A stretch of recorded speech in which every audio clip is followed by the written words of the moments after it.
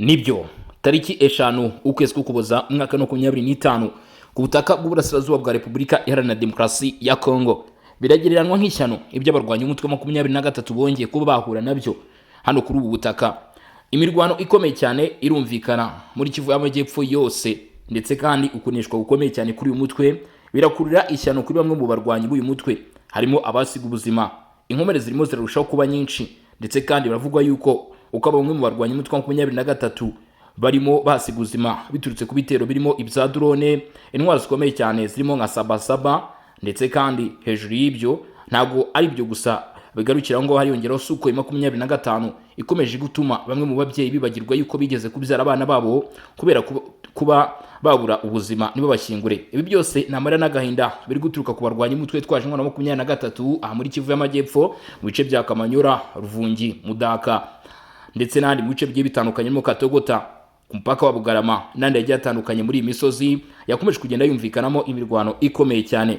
Kugeza uyu mugoroba abarwanyi umutwe wa 23 batekerezaga yuko ibiganiro byahuje ubutegetsi bw'u Rwanda ndetse na Repubulika Iharanira Demokarasi ya Congo i Washington DC hashyizwe umukono hagati y'abakuru b'ibihugu byombi, ni ukuvuga perezida w'igihugu cy'u Rwanda Paul Kagame ndetse n'uwa Repubulika ya Demokarasi ya Congo Antoine Felix Tshisekedi Tshilombo bizabarengera. Ntabwo ariko byagenze. Tariki eshanu amasaha make yatambutse rwose ibiganiro bishyizweho umukono.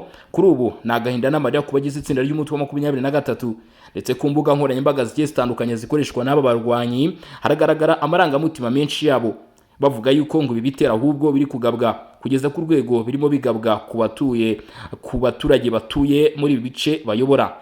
Ibi ariko ntabwo byabura. Hari umubare w'abaturage benshi cyane bahunze iyi mirwano, bivugwa ko imipaka yafunzwe ku ruhande rw'u Rwanda yaba yafunguwe, ndetse no ku ruhande rw'u Burundi hari abaturage bahungiyeyo. Ariko kandi kubera yuko ari amasasu yaturukaga mu gihugu cy'u Burundi, ubwo bivugwa ko inkomoko yayo ari ibisasu umutwe wa 23 warashe muri ibi bice, bikavugwa yuko urugamba rwarushaho gukomera cyane, ndetse benshi batekerezaga yuko ari Burundi bwabanganye n'umutwe wa 23, ndetse Burundi bukaba mu by'ukuri bwa bibuga bw'ibitero simusiga n'abagize iri tsinda ry'umutwe wa 23. Ntabwo ari uko bimeze. Kugeza kuri uyu munsi ku butaka bw'uburasirazuba bwa Repubulika Iharanira Demokarasi ya Congo harabarurwa intwaro nyinshi cyane zikomeje kumvikana, ni ukuvuga ibitwaro biremereye cyane birimo byumvikana muri bice biri kuberamo imirwano. Ni inkuru mbi ku mutwe wa 23 watekerezaga yuko ugiye kuba wakwigarurira ibice bitandukanye birimo kugeza kuri ubu ngubu nka Uvira. Abarwanyi umutwe wa 23 bamaze igihe kinini cyane rwose bahirimbanira, no kuvuga kuva mu ntangiriro z'uyu mwaka wa 2025 mu kwezi kwa kabiri rwose bakigera mu mujyi wa Bukavu batekereje ko nta kindi gikurikiyeho usibye kwigarurira uyu mujyi wa Uvira, ndetse ngo byagombaga kubaha icyuho no kuziba umurongo ingabo z'u Burundi ziturukamo zinjira gufasha mu bikorwa bigiye bitandukanye mu operasiyo akomeye cyane abaho hagati y'ubutegetsi bwa Repubulika ya Demokarasi ya Congo ndetse n'ubw'u Burundi binyuze mu operasiyo gisirikare cya leta Congo FARDC gikorana by'umwihariko na FDN b'igisirikare cy'u Burundi.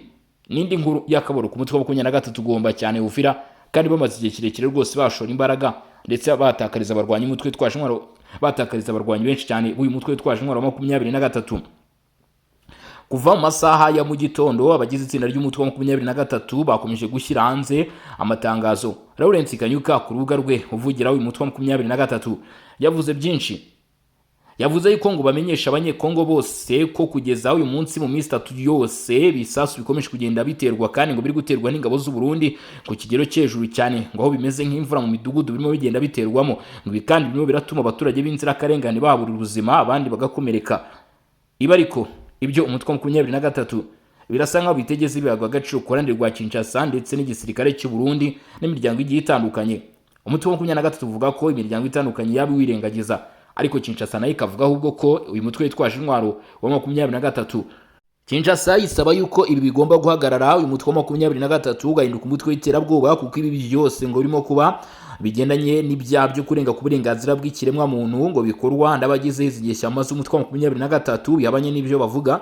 Abavuga yuko ngo ibitero biri kubasira ibice bituwe cyane. Kuri ubu ngubu muri amasaha y'umugoroba mu masaha makeya atambutse abagize itsinda ry'umutwe wa 23 bongeye gushyira itangazo hanze. Ngira ngo nkubwire byinshi bikuwe muri iyi nyandiko ikizwe hanze n'umutwe twaje intwaro wa 23, hanyuma tubonereho twasuzuma n'ibindi bigiye bitandukanye bikomeje kugenda bimenyekana hano ku butaka bw'uburasirazuba bwa Repubulika Iharanira Demokarasi ya Congo. mbere ko ngusomera nyirizina ibisobanuro nyakuri bikubiye muri iyi nyandiko, ndagusaba kubanza gukanda subscribe cyangwa se s'abonner muri rurimi rw'igifaransa. Kwamaze kubikora bravo cyane, ndetse kuba taramara kubikora nicyo gihe nako kanya nyarukira kandi muri group yacu ya WhatsApp, uciye muri comment aho ubonamo link kugeza muri group yacu ya WhatsApp, hanyuma ikabasha mu by'ukuri kurushaho kuduhuza natwe. Reka rero dukomeze babwira n'ibindi bikomeje kugenda bivugwa hano ku butaka bw'uburasirazuba bwa Congo mu bikubiye muri iyi nyandiko mutwe utwaje mwana wa 23 tumaze gushyira hanze, ngo ni itangazo nkuru za tariki 5 Ukuboza 2025 umunsi ku wundi umutwe wa 23 bimaze kugaragara ko bari gusora amatangazo menshi cyane kandi afite umutwe w'itangazo nkuruza. Ngo 23 umutwe warizo mu ihuriro ry'uruzi rwa Congo baramenyesha abaturage ba Congo, abayobozi banyuranye bo mu karere ndetse n'abafatanyabikorwa mpuzamahanga ko mu gihe kirenga iminsi 3 ibikorwa byo kurasa ibisasu bikomeje gukorerwa ku butaka bw'u Burundi bikomeje kugwa mu baturage babo. Ngo ibyo bisasu bimaze kwica abagore n'abana, gukomeretsa abantu benshi ndetse no gusenya amazu y'amashuri. Sibyo gusa byonyine, ngo harimo n'amavuriro. Muri icyo gihe cyonyine ngo ibitero byo mu kirere no kuvuga iminsi 3 ngo bikoreshejwe indege z'intambara zirimo drone ndetse n'imitwe ikomeye y'imbunda bikomeje kugabwa mu duce dutuwe cyane two muri Kivu y'Amajyaruguru na Kivu y'Amajyepfo, ngo ariko biri kwibanda muri Kivu y'Amajyepfo, ngo kandi byose bikaba biri gukoreshwa ndetse kandi bikayoborwa no ku butaka bw'u Burundi. Ngo ibi biragaragaza ko ari umugambi wateguwe neza wo gukoresha igitero cya gisirikare kigamije kurimbura abaturage mu burasirazuba bwa Congo, ngo kandi ibi bikaba byarabaye ku bwumvikane hagati y'ubutegetsi bw'u Burundi ndetse na leta y'Kinshasa. Aba bombi barabihakana, bahakana ibyo bashinjwa n'umutwe wa 23. Gaspari Baratuza, umuvugizi w'igisirikare cy'u Burundi, aretse gutangaza ko ibyo 23 bashinja byo kugira ingabo ku butaka bw'uburasirazuba bwa Congo babyemera, ariko bihabanye n'ibyavugwaga yuko ngo ingabo zabo zaba zigira uruhare mu bikorwa by'ubwicanyi ndetse n'ubugizi bwa nabi bwibasira abaturage ba hano mu burasirazuba bwa Congo muri zinara za Kivu zombi. Na General Sylvain Kenge Bomusa Efuma, umuvugizi w'igisirikare cya leta ya Congo FARDC, n'abahakana ibi. 23 ariko ngo iramagana bikomeye ibikorwa by'iterabwoba n'ubugizi bwa nabi bikorwa ku bufatanye bwa leta ya Kinshasa ndetse n'u Burundi. Imibare y'agateganyo imaze kwerekana ko abantu 23 bamaze gupfa, abandi benshi bakomeretse mu minsi 3 yonyine gusa urugamba rutangiye hano muri bice byibanda ku mipaka y'u Rwanda ndetse na Repubulika Demokarasi ya Congo hamwe n'u Burundi. Turabitsa ko ibitero byateye abaturage benshi guhungira Bukavu ndetse no bindi bice bigiye bitandukanye hagaragara amahoro, kandi ko ibikorwa biri gukorwa n'ingabo z'u Burundi ngo byaba bifatwa nk'ibyaha by'intambara n'ibyaha ndengamipaka birebana no kurwanya inyoko muntu. Aya n'amagambo yatangajwe na Lawrence Kanyuka, aboneraho gutangaza ati 23 ikomeje kuba hafi y'abaturage bayo kandi iramagana ku mugaragaro uruhare rw'u Burundi mu ntambara yonyine. Ati ni intambara y'abanyekongo, ni intambara yacu igamije kurwana ku burenganzira bw'abaturage bacu. Turasaba u Burundi ko ahubwo bwakubakira imbaraga mu guteza imbere imibereho y'abaturage babwo bakareka kubabazwa n'ibibazo by'abanyekongo. 23 yongera kwemeza ko izakomeza kurengera ndetse no kurinda abaturage uko bishoboka kose. Ni itangazo ryashyizwe ahagaragara na Lawrence Kanyuka none tariki 5 Ukuboza 2025, bikaba byakorewe mu mujyi wa Goma. Akaba ari umuyobozi w'ishami rishinzwe itumanaho muri Alliance Fleuve Congo cyangwa se ihuriro ry'uruzi rwa Congo. Hari irindi tangazo rikomeye cyane cyangwa se indi nyandiko ikomeye cyane igenewe buri umwe wese ukurikirana ibyo mu burasirazuba bwa Repubulika Demokarasi ya Congo. Ati itangazo ry'ubufatanye, itangazo ry'impamya abigamba rya Leta Zunze Ubumwe za Amerika ndetse n'akanama k'umuryango umwe bw'Uburayi ku birebana na Corridor de Lobito n'ishoramari mu karere k'ibiyaga bigari. Ngo Leta Zunze Ubumwe za Amerika n'ibiro bya Komisiyo y'Ubumwe bw'Uburayi byaba byongeye kwemeza ubushake bwabo mu gukora hamwe mu guteza imbere amahoro, umutekano n'iterambere ry'ubukungu mu karere k'ibiyaga bigari muri Afurika mu birunga birebire. Ati twiyemeje gushyiraho uburyo bushoboka bwo kongera ishoramari ry'abanyamerika ndetse n'abanyamurayi mu karere, doranira ko iterambere ry'ubukungu riba urufatiro rukomeye cyane rw'iterambere rirambye n'ituze ry'igihe kirekire. Mu nshingiro ry'igikorwa Corridor de Lobito cyangwa se Lobito Corridor, umushinga munini w'ibikorwa remezo uzazamura uburyo bwo guhuzanya ibikorwa by'akarere ndetse unashimangira umutekano. Ibi kandi ngo bigomba gukorwa harimo na Repubulika Iharanira Demokarasi ya Congo, Uburayi ndetse na Leta Zunze Ubumwe za Amerika. Ibi ariko abahanga bakavuga ko gufungura inzira ya Lobito Corridor ndetse hakaba habaye kwihuza hagati y'Uburayi na Repubulika ya Demokarasi ya Congo hamwe na Leta Zunze Ubumwe za Amerika byaba bigiye kuba icyo gikomeye cyane ku bukungu bwa leta ya Repubulika ya Demokarasi ya Congo, ngo kuko aba banyaburayi n'aba banyamerika bashobora kuba noneho bifuza kuba mu by'ukuri basahura umutungo kamere wa Repubulika Iharanira Demokarasi ya Congo, mu gihe bivugwa neza rwose ko mu by'ukuri ubwo iyi nzira Rubito korodoro izaba ifunguwe, hazashyirwaho gari ya moshi izajya iva ku butaka bwa Repubulika ya Demokarasi ya Congo ikagera ku nyanja zambuka zerekeza muri iyi migabane, ni ukuvuga Uburayi, si Uburayi gusa ndetse na Leta Zunze Ubumwe za Amerika. Ati hazacura iki mu gihe imitungo kamere y'Abanyarepubulika ya Demokarasi ya Congo izaba iri gutwarwa kuri iki kigero? Ngo ibi ni byo kwamaganira kure. Reka twigarukire kuri intambara mu burasirazuba bwa Congo, ku mirwano ikomeye cyane ikomeje kugenda yumvikana, ndetse abagize itsinda ry'umutwe watwirwaneho babarizwa ku ruhande rw'umutwe wa 23 bakaba bavuze ko ngo bari kwamagana ibitero bikomeje kuba birimo byibasira abanyekongo. Umuriro wo kotera kure ni ibisasu rutura kandi akarabutaka biri guterwa n'igisirikare cya leta ya Repubulika Iharanira Demokarasi ya Congo. Ngo ibi byatumye kugeza uyu munsi na bamwe mu bagize itsinda ry'umutwe wa 23 ni ukuvuga abarwanyi ngo bahunga baramira ubuzima bwabo ndetse n'amagara yabo. Ntabwo bisanzwe ko abarwanyi umutwe twaje intwaro wa 23 bahunga bagakizwa n'amaguru, ariko bivugwa ko ngo akenshi iyo byakomeye abagize uyu mutwe bakuramo akabo karenge. Hanyuma ibindi bihagaze bite? Ngo ibi byose ni uko Amerika ishaka guhatana n'Ubushinwa mu bukungu. Umunyamerika asesengura amasezerano y'u Rwanda na Repubulika ya Demokarasi ya Congo yabishyize ku mubano w'Ubushinwa ndetse na Leta Zunze Ubumwe za Amerika mu ipiganwa ry'iterambere. Umusesenguzi kuri Repubulika ya Demokarasi ya Congo yavuze ko amasezerano y'amahoro hagati ya Perezida w'u Rwanda Paul Kagame na Perezida wa Repubulika ya Demokarasi ya Congo Felix Tshisekedi asanga ashingiye ku kuba Amerika ishaka guhatana n'Ubushinwa mu bukungu. Professor Jason Stearns, umunyamerika wigisha siyanse ya politike kuri kaminuza ya Simon Fraser University muri Canada, yabwiye ikiganiro Focus on Africa kuri televiziyo ko gahunda ya Amerika yo kugera ku mabuye y'agaciro ya Congo ngo ishobora guhatana n'Ubushinwa yanatangiye kera rwose. Yagize ati ibi mu by'ukuri byatangiye mbere y'ubutegetsi bwa Perezida Donald Trump kuko asubiye inyuma ku butegetsi bwa Perezida Joe Biden. Umuntu yabonye ko abategetsi bo mu gihe cya Biden bashishikariye cyane Repubulika ya Demokarasi ya Congo, kandi ibi byose bijyanye n'Ubushinwa, ibi byose bijyanye no kugira ijambo k'Ubushinwa muri Afurika no gushaka kwa Amerika ko kugenzura ubucukuzi n'uruhererekane rw'ubucuruzi, kandi Congo ni kimwe mu bihugu bicukurwamo amabuye y'agaciro menshi cyane muri Afurika akenewe mu nzibacyuho yerekeza ku gukoresha ingufu zitangiza ibidukikije, bikenewe cyane n'ibihugu nka Leta Zunze Ubumwe za Amerika bimaze igihe bishishikariza ibihugu bigenzi byabyo gukoresha iyi gahunda.